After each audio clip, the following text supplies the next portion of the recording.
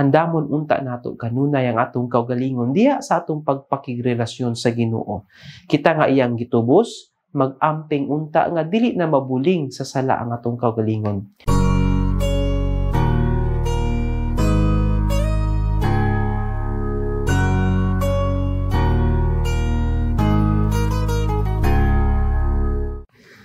Mga igsuon ko diha ni Kristo, kini si Father Ven Fernandez o gikan dinhi sa Roma, aniya na usab kita sa atong inadlaw nga palandong, ang pamalandong sa pulong.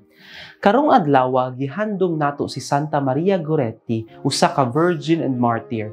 Giisip siya nga patron sa mga kabatan-unan gumikan sa iyang mga ehemplo. Kadaghanang higayon siya gisulayan o gihulga nga patyon sa kauban niya sa balay, apan mas hugot ang iyang pagtuo sa pagpreserbar sa iyang kaputli kaysa sa kahadlok sa kamatayon.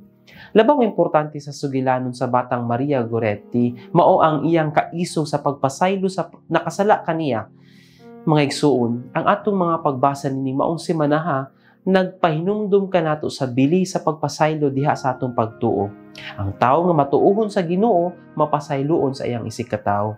Sentro gihapon sa ebanghelyo ang bili sa pagbag-o sa kaugalingon, ilabi na kung kauban ang Ginoo. Matud pa, people do not put new wine into old wineskins. Otherwise, the skins burst, the wine spills out, and the skins are ruined.